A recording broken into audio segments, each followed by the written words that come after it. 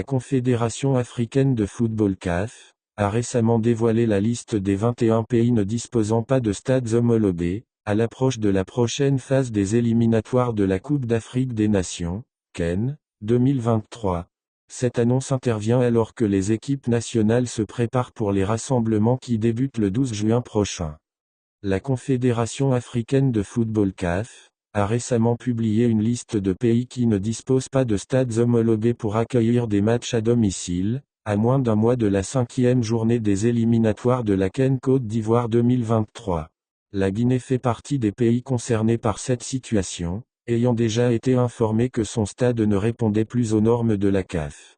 Par conséquent, le Sili national sera contraint de recevoir l'Égypte à Rabat lors de la 5e journée. D'autres pays comme le Burkina Faso, la Gambie, l'Éthiopie se retrouvent dans la même situation. Cependant, certains pays sont épargnés par cette situation, notamment l'Afrique du Sud, qui dispose de 7 stades répondant aux normes de la CAF. L'Algérie, le Maroc, l'Égypte, entre autres, sont également tranquilles en ce qui concerne l'homologation de stades. Cette situation est préoccupante pour les pays concernés, car elle peut avoir un impact négatif sur leurs performances sportives, notamment lors des éliminatoires de la CAN Côte d'Ivoire 2023. La CAF continue de travailler avec les autorités locales pour améliorer les installations sportives et permettre à ces pays de répondre aux normes requises. Malgré un très bon début, la 3e saison de Rayan et Nouri en Angleterre, plus précisément à Wolverhampton, a tourné en un véritable cauchemar. En effet, le néo-international algérien ne joue plus.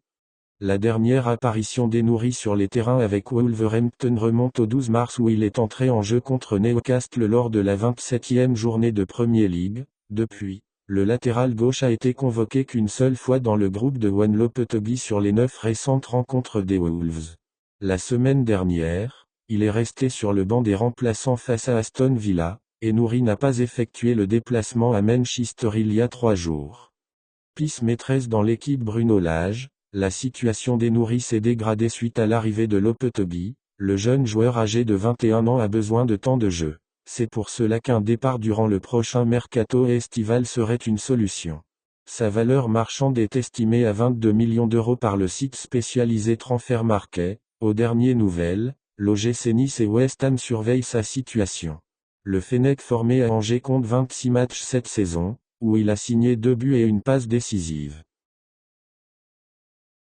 Alors que l'entraîneur de la sélection algérienne Djamel Belmadi se focalise sur le renforcement de son effectif ces derniers mois, une de ses cibles suscite l'intérêt du coach de l'équipe de France à savoir Didier Deschamps.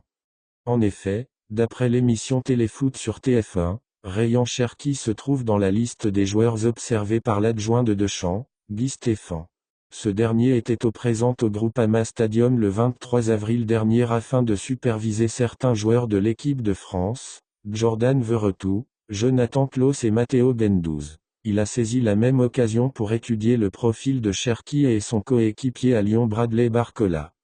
La pépite de l'OL, qui enchaîne les performances cette saison, attire l'attention de Deschamps et Belmadi, puisqu'aux dernières nouvelles, le coach des Fennecs aurait chargé des émissaires et ce dans l'optique de préparer le terrain pour un éventuel tête-à-tête avec le gaucher de Lyon, 4 buts et 5 passes décisives cette saison, afin de lui présenter un projet en accord avec les valeurs et les objectifs de l'équipe algérienne.